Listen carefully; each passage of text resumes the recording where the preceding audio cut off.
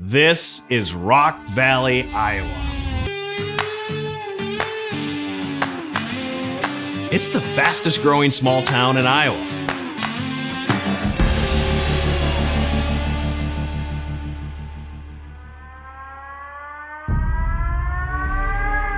Oh,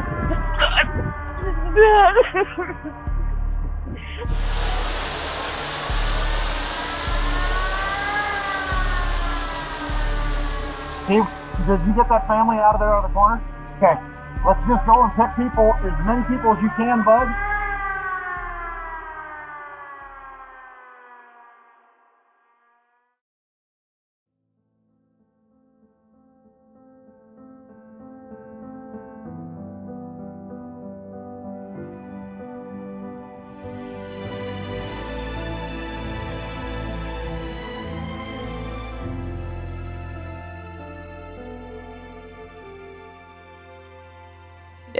There was something we could do.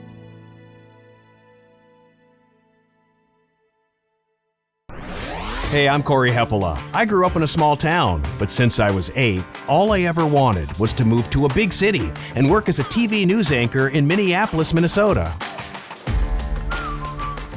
Now, I'm 40-something, married with 3 little kids, and all I think about is moving back to a small town. Why? And where? And what do I really know about rural living? I was going to find out. And where does the scrap come from? Farmers like that, he's obviously within 5 miles. So that guy was just driving the tractor down the highway like that? Don't be surprised. This is Iowa, the top corn-producing state in the nation, pumping out more than 2.6 billion bushels over 13 million acres every year, which means there's a ton of used farm equipment that needs to be fixed or repurposed. It's all about sorting. Yeah. Thick, thin, this, that, aluminum, steel, copper, brass. A lot of that equipment and every other kind of scrap metal is collected and sorted here at Post Metal Recycling in rural Rock Valley, Iowa. It's up here in the northwest corner, less than 15 minutes from South Dakota, just 20 from Minnesota, and 40 from Nebraska. About 4,100 people live in Rock Valley, including this guy, Mike Post. So this one does, the big boom up and down. Mike's the owner of Post Metal Recycling. Swing, right, left, grab and ungrab. And he's got me in this enormous, expensive, what's the crane thing called again? This enormous, expensive Cat 325 material handler. So you'll go up, swing around, grab the green bin, whatever you find. Yep, have at it. I used to mow our lawn as a kid. But no, I've never been inside a crane. So raise the cab up. Now I'm high up. Oh! That's probably too high. Now I gotta spin over. Okay, that's okay. Yes. All right, it's like that game at the arcade where you try to claw the stuffed animal. Oh yeah, exactly like it. Whoa, jeez. Slow down. Except this is real life, and it's important. Post Metal Recycling is big business, turning random discarded metal into valuable resources. It also helps conserve natural resources and saves on landfill waste. Creates cool jobs too. How do I claw it? How do I claw that thing? Oh, that was the horn. That was a horn. Oh, there. Come on, baby. Okay, I think I got it. Raise it. Slow. Yes! Yeah! Spin. Yes! Yeah! That is a grain bin. Man, what does that thing weigh? Like a couple thousand pounds? I just picked it up like it was nothing. Whoa!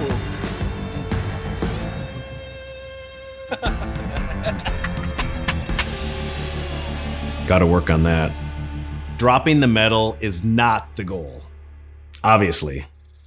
The goal is, however, to safely place it in its intended target, the Sierra 900T scrap metal shear, where the metal gets compressed like a hot dog and cut down by powerful steel blades. You hear it clanging, so now it's going to cut steel every 2 feet. Once it's done, it comes out as a package, easier for Post Metal to ship to Nebraska, where it'll be melted down into new metal products, some of which will come right back here. Post Metal Recycling is just one of 3 companies started and owned by Mike on this growing campus. All 3 of them work together to support different areas of the ag industry. So do farmers from the area just say, hey, we have this problem, can you fix it? Yeah. They don't have the guy that can fix it or the time to fix it. They'd rather feed 500 more head of cattle and just bring their stuff away to get fixed. So to help those farmers, Mike created Post Equipment. So that wagon's wore out, the belly's got thin, the feed's leaking through. So we're putting stainless steel liners in so you can use it another 5 years. Stainless steel doesn't wear very quick. Probably a 15-year-old wagon, and we're making it like new again. It's not just parts and repairs. Post Equipment also sells new and used farm equipment. This truck just came in this morning. We bought the cranes new, but all the uprights and the rails we bought used and mounted up ourselves. There's something to be said for being able to do everything and do it on your own. It's the farmer side of us. We just figure it out, get it done. I grew up poor. We did everything ourselves, fixed everything ourselves, so we just do the same thing here, and we can have more nice things if we build them. Build them? Yeah.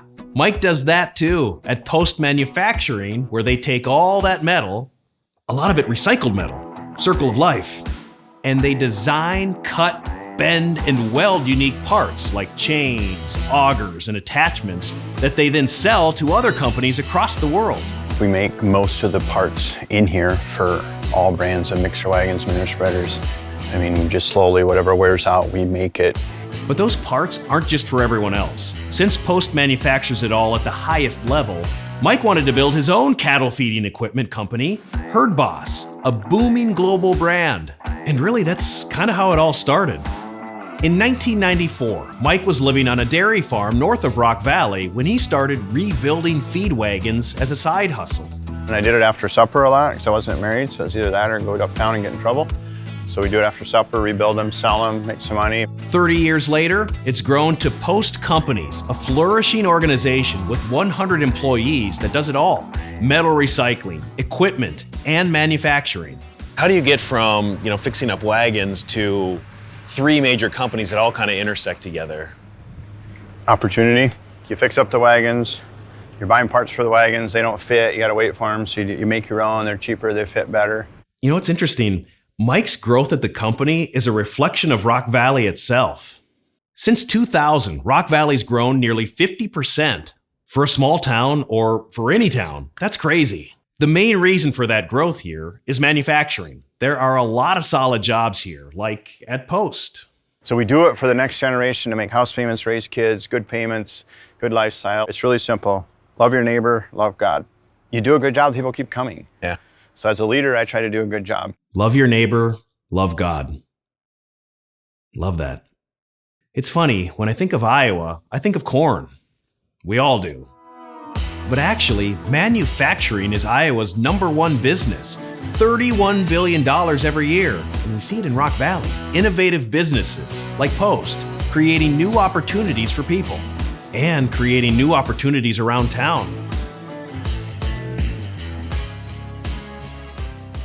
Oh, that's huge. Yeah, it's pretty huge. That's Angel Gasca, and this is his family's grocery store, Abarotes Gasca, where they have everything from snacks to fruits and vegetables to their bestseller, fresh meats. We want them to come out like into little flank. They're not gonna be too thick because we're gonna use this to make marinated pork. This pork will be used mostly for tacos, so it has to be sliced to a certain size. But what we're gonna do is we're gonna cut it like this, right? And we press this down as we push, but our hands never go here. Just because we obviously want to keep our fingers. We all like having 10 fingers. My grandpa actually had 9 fingers. Lost his pinky in a sawing accident when he was 16. Slide it down to the right of you. There you go. There you go. Yep, there you go. Now you bring it back slowly. Look at that. There you go. And you got your first piece to make marinated pork. That's just step 1. After slicing it into flanks, we need a different sharp knife. So if you want to just grab like 2 pieces from there, and then you'll want to cut them in strips. So try to make them fine, but not too thin. This is Angel's mom, Daisy Gasca. Jeez. Am I holding this thing right? You are. There you go. All right, and then you can keep cutting in strips. After cutting all the pork into strips, we add in the special seasoning. That's a secret, sweet-tasting blend of spices. So if I came to you with these, would you say like, good job, or you'd say like, go back and try it again? I'd say go back and try it again. Will people buy these? The marinated pork? The ones that I cut up. I hope so. It's kind of funny how Daisy's family ended up owning a grocery store in Rock Valley. Daisy and her husband Miguel are from California. In 2011, they brought their oldest son, Angel, to be baptized in Rock Valley. They had a cousin living here, but they had never even been to Iowa before. But they saw the river, and they saw the trails. They saw the innovative businesses everywhere. They saw the school. A year later, the Gascas moved to Rock Valley, where their family's grown, just like Rock Valley itself. When we saw the need for the store, that's when we decided that that's something that we wanted to pursue. From 2010 to 2020, a lot of Rock Valley's growth was sparked by people immigrating from Latin American countries, yet the town didn't really have a place for people to get that authentic food that they craved. Even from the beginning in 2022, when you first opened, what was the response? Our first summer, we didn't know what to expect, but we sold out of our meat within a few days of getting our shipments. Today, nearly 30% of Rock Valley's population is Latino, and Abarrotes Gasca is a popular spot. What sort of lessons has it taught him and some of your other children too? Just how you define your future. If you wake up and you think positive things and you're proactive, good things will come. If you wake up in a bad mood and just complaining about everything, that's just how your day is gonna go. 100%. 100%, totally agree. No wonder they've been so successful. The Gascas moved here after visiting just one time.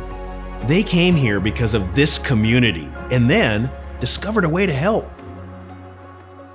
So this one is a ZZ plant. It's really easy to take care of. Doesn't need a lot of light. You wanna know something? If I'm gonna give a gift, I'm going with a plant over flowers. They last longer, it's a better buy. This is Katie Van Zee, So it's a heartleaf philodendron. the owner of Rooted Plant and Coffee Shop. That is a jade, so that one likes a lot of light. Katie grew up gardening with her mom about 20 minutes from Rock Valley. She went to college for horticulture in South Dakota, then chose to move back and start a business downtown. So when we get a new plant, I like to sometimes just take it home so that I can see how it grows, I can see what it's liking. So I actually have a little bit of that experience. And now that we've been here for like 4 years, I have a lot of them at home. At home, Katie's married to Austin, and they have 2 little kids under 4. Okay, so I get plants, but why coffee? Thought when I was just doing plants, I was like, I knew it probably couldn't survive on its own. And then looking at Rock Valley, it needed a coffee shop. It works. Rooted Plant and Coffee Shop looks like something you'd expect in a big city, and it's become the place where people meet up. You know, the idea of putting plants and coffee together was kind of unique. You know, we are serving really great coffee, but also like in a cool atmosphere, and you can get a little plant education too. Yeah. Didn't mention it, but Katie and Austin are high school sweethearts.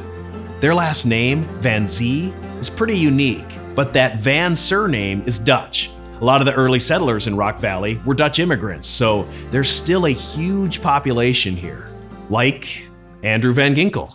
Andrew is the Pro Bowl player from the Minnesota Vikings, but in 2014, he was a 3-sport athlete from Rock Valley who wasn't quite sure what was next. I always loved basketball. I remember Sam rebounding for me, and that was my first love. Sam is Samantha, his wife. The two started dating in high school, where, by Andrew's senior year, he was the quarterback and star defensive player. You know, I was pretty good at football. I didn't really understand how good I was until my senior year. Most college coaches didn't know either. Andrew went to South Dakota for a year, transferred to Iowa Western Community College, and then to Wisconsin. It gets even better. Then in 2019, he was drafted into the NFL by the Miami Dolphins, where he spent 5 seasons. In 2024, he signed with the team he grew up rooting for, the Vikings, and had his best year yet, going to the Pro Bowl. Been kind of a wild ride since then, I'd say, huh? We've been many different places, saw a lot of the world, and football's taken us 5 different cities now. God is good. Today, Andrew and Sam have 2 boys under 5 and are expecting a third, and they still live in Rock Valley in the off-season. So they were home when it happened. In the early morning of June 22nd, 2024, the people of Rock Valley were woken up by a tornado siren. The sirens went off and my husband checked. The water was already up to our chests. Daisy and her family had to get out of their house fast and try to walk to safety, but it's pitch black outside. I mean, you're walking into water this high? Yeah. And you could feel the current underneath us. People were on boats. Some of the cars were coming towards us. So then as we're trying to walk through these drift waters, debris coming towards us. At that moment in time, you're worried about your lives. I was more worried about them. Yeah, Daisy and Miguel were walking, but Angel and his brother Caesar were up ahead of them. And as a parent, you're thinking like, if something happens, I'm gonna be watching them. It's gonna be what I see, like the last thing I see. What a nightmare. Daisy's family did make it to safety, but they knew their house was destroyed. So they quickly checked their phone to see the camera at their grocery store. And that's when we saw the swoosh of water coming through the front doors, and then the cameras just turned off. Rock Valley was hit with more than a foot of rain in less than 48 hours. City officials had been preparing for the worst, but the Rock River peaked 5 feet higher than the previous record, which was said to be a 100-year flood, leaving the levees helpless as water flooded the streets, swallowing up homes and businesses. 30% of people were forced from their homes. 30%. Thankfully, the city had an organized emergency response. They had temporary shelters with cots, food and water, and clean clothes for people. You hear about towns flooding on the news, but you never really think about the human reality of it all. Like, where do people go? What do they do? Like the Gaskas, their family of 6 had to split up, with Angel and Caesar going to a cousin's apartment. Our landlord converted one of his sheds into an apartment. So then me, my husband, and the 2 younger boys lived there for a month or 2. And that's because when Daisy was finally able to get back into their house, this is what she saw. The home where they ate breakfast together, where they played board games, where they laughed. Gone. The Gaskas' house was condemned, but they still had their store, Abarote's Gasca, which was at a higher elevation. So when we first came back, we opened the doors and all the product and water just came gushing at us.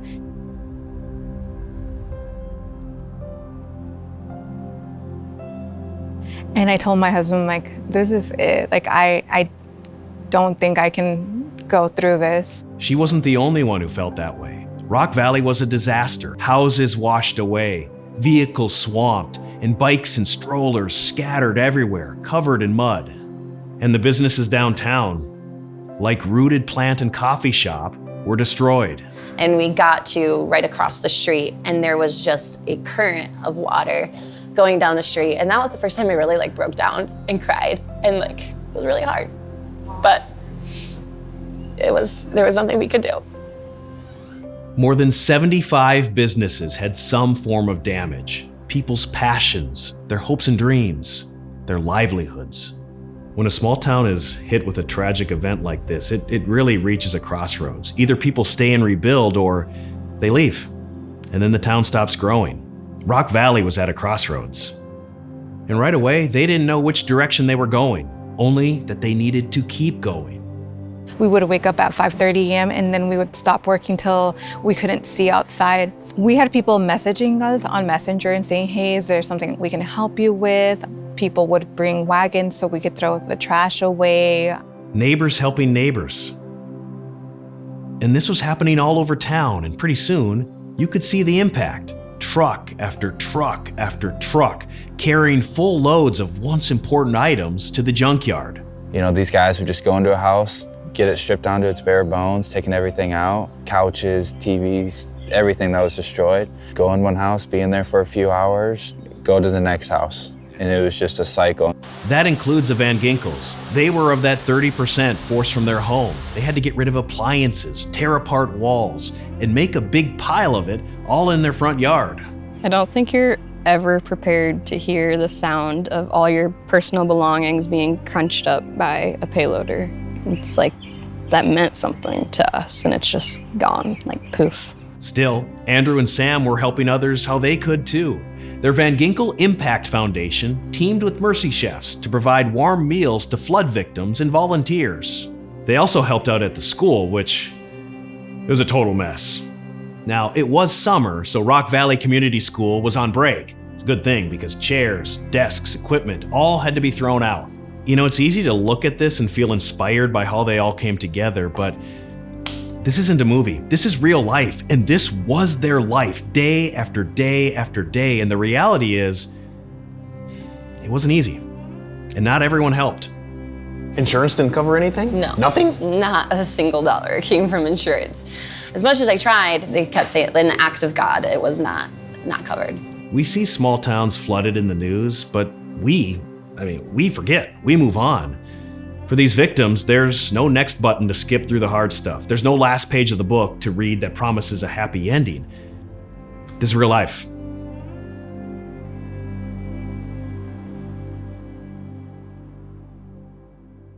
What happened down here? It had rained north, east, and southeast, and there was water this deep running through the buildings. 1 year later, and you can still see the scars around Rock Valley. Empty houses barely standing, garages still bursting full of mud, sticks, and reeds. But you also see progress. FEMA funded 100 temporary manufactured housing units where families could stay for up to 18 months from disaster date. That's allowed for all kinds of new housing development. And with the state of Iowa's help, Rock Valley has just over 200 units going up, from custom homes to townhomes to apartments. In downtown, there's hope. Do you ever look around and go like, it's pretty amazing where we've gone in a year? Stamina or stupidity, I don't know, but you don't have a choice, so what else are you gonna do, just quit? Not this town, and not Mike. This is his forever home, so Mike's invested in 8 buildings downtown to support and mentor small business owners. Yeah, in the town, that's what we do. Just get after it. That's why there's a lot of businesses starting in town too, because it's a can-do attitude. That includes Katie Van Zee. Not only is Rooted Plant and Coffee Shop back, she's actually expanding next door, adding a cafe for breakfast and lunch. You know, there's a lot of things that we now look at and we're like, oh, well, because of the flood, you know, we started offering X, Y, and Z, or like, this is running a lot smoother. As much as it was not fun and I never want to do it again, it was a time to really reflect on everything that we're doing and try to figure out how we can do it better. Across town, Aberrotes Gasca was closed for 3 months, but it's back up and busier than ever. We still think about it and we're like, financially, mentally, physically, we have no idea how we managed to reopen. As long as we're all together, that's all that matters. Their old house, the one with so many memories, is still on its corner, condemned. But after 4 months living apart, the family did buy and renovate a new house. It all happened right during Angel's senior year of high school, which, because of all the volunteers, Rock Valley Schools managed to open nearly on time last September. This community made a choice to rebuild together. Now, the hard part's not over yet, but it's getting better. Stand clap.